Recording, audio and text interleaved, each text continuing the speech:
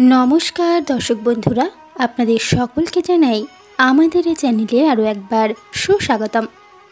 बंधुरा आज आमरा এই ভিডিওর মাধ্যমে জেনে নেব যে বর্ষ 2024 রামনবমী তিথি পালন কেন করা উচিত, এই তিথি পালনের মাহাত্ম্য কী, এছাড়াও রামনবমী তিথির শুভ সময় এই দিন করা বিশেষ উপায় সম্পর্কে জানব।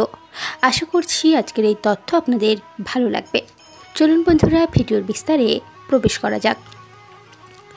চৈত্র মাসের শুক্লপক্ষের নবমী তিথি নানা কারণে বিশেষ। এই তিথিতে একদিকে যেমন দেবী দুর্গার পূজার্চনা হয়, অন্যদিকে এই একই তিথিতে রামচন্দ্রর পূজার বিধান রয়েছে। কারণ মান্যতা রয়েছে এই তিথিতেই জন্মগ্রহণ করেছিলেন প্রভু শ্রীরাম। তাই চৈত্র শুক্লপক্ষের নবমী তিথিটি রাম নবমী নামে পরিচিত, অর্থাৎ ভগবান শ্রীরামের জন্মবার্ষিকী পালিত হয় এই বিশেষ দিনে। এবং এই তিথিতে রামসহ রামচরিতমানস বা রামায়ণের পূজা করা হয়। এই দিনে রামায়ণে বর্ণিত রাম জন্মকথা পাঠ শ্রবণ করলে সুফল পাওয়া যায়। এই তিথিতে রাম ভক্তরা অখণ্ড রামায়ণ পাঠ করে থাকেন। রামের মূর্তিকে শুদ্ধ গঙ্গা জল দিয়ে স্নান করিয়ে নতুন বস্ত্র ও অলঙ্কারে সজ্জিত করে পঞ্চোপচার অথবা ষোড়শোপচার পূজা করা হয়। দুধ, দই, ঘি, মধু, চিনি মিশিয়ে পঞ্চামৃত বানিয়ে তার ভোগ নিবেদন করা হয়। রামের পুজো ভজন কীর্তন করার পর ভক্তদের মধ্যে প্রসাদ বিতরণ করা হয়। এরপর উপবাস ভঙ্গ করার নিয়ম রয়েছে। শাস্ত্রমতে বিশেষ এক নিয়মে রামের পূজা করলে সমস্ত দুঃখ কষ্ট ভয় দূরীভূত হয়। এবং যারা এই রামনবমী তিথি পালন করেন বা উপবাস রাখেন, তারা কেউ কেউ নির্জলা উপবাস রাখেন, কেউ কেউ দুপুর পর্যন্ত ব্রতের উপবাস রাখেন, আবার কেউ কেউ মধ্যরাতে উপবাস ভঙ্গ করেন। এই ব্রত বা উপবাস রাম ভক্ততার জন্য কিন্তু বাধ্যতামূলক। ব্রত আমাদের পাপ ধুয়ে মুখ্য বা জন্ম মৃত্যু চক্র থেকে মুক্তি দেওয়ার ক্ষমতা রাখে বলে বিশ্বাস করা হয়। তাই এই রামনবমীর ব্রত যারা রাখবেন, তারা আগের দিন রাতেই এই ব্রত রাখা শুরু করবেন। ভক্তরা রামের মূর্তির কাছে প্রার্থনা করবেন। রামের আশীর্বাদ প্রার্থনা করার জন্য একটি হোম কিন্তু অবশ্যই করবেন এবং রাম মন্ত্র জপ করে সারা রাত জেগে থেকে নিত্য জাগরণ করবেন। উপবাস শেষ করার পরে মূর্তিটি অন্য উপহারের সাথে একজন আচার্যকে দান করবেন। এবং উপবাসের সময় যে ভক্ত নির্জলা উপবাস রাখতে পারবেন না, তারা ফলের রস বা ফলের জুস খেতে পারেন।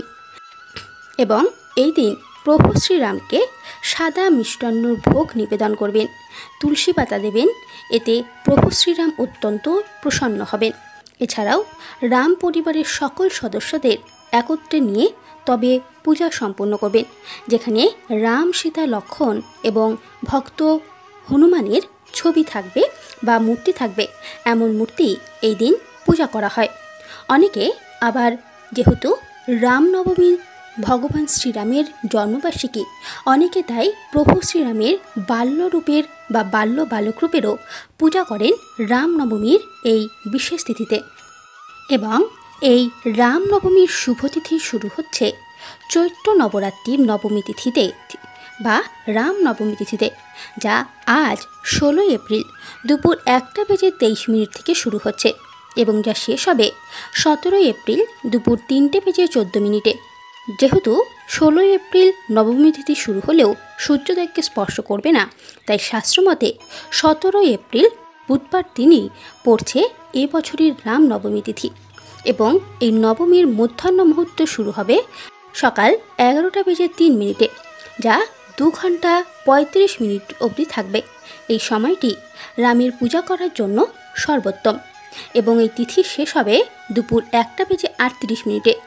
যদিও রামনবমীর মধ্যাহ্ন সময় 12:21 পর্যন্তই থাকবে।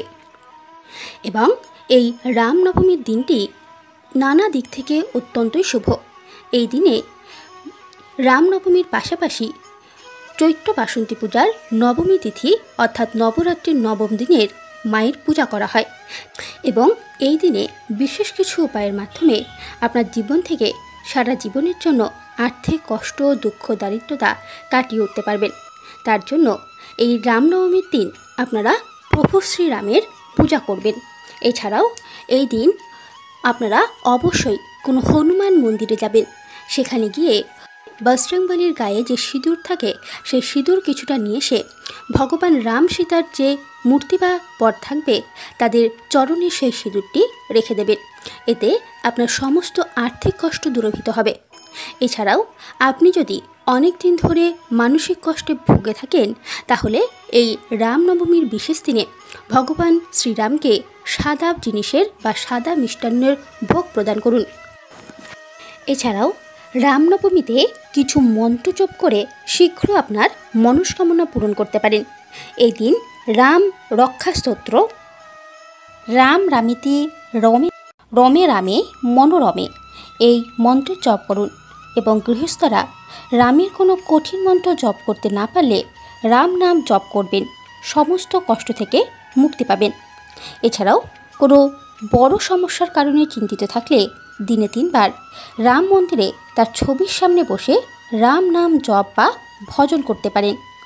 এছাড়াও এই তিথিতে যেহেতু চৈত্র নবরাত্রির দুর্গাপুজো করা হয় তাই অবশ্যই সিদ্ধিদাত্রীর উপাসনা এই দিন করবেন, কুমারী কন্যাদের ভোজন করাবেন, দরিদ্র ও অসহায়দের সামর্থ্য অনুযায়ী দান বা সাহায্য করবেন এবং এই দিনে লাল রঙের কালি দিয়ে কমপক্ষে 108 বার রাম নাম অথবা সীতারাম লিখুন। এই তিথিতে রামের নামের মালা তৈরি করে বজরংবলীকে পরালে দারুণ সুফল পেতে পারেন। বন্ধুরা, আশা করছি আজকের এই তথ্য ভালো লেগেছে। আপনারা এই রামনবমীর বিশেষ তিথিতে এই উপায় অবশ্যই করুন, তাতে বিশেষ সুফল পাবেন। বন্ধুরা, আজকের মতো এটুকুই। নমস্কার, ধন্যবাদ, ভালো থাকবেন, সুস্থ থাকবেন।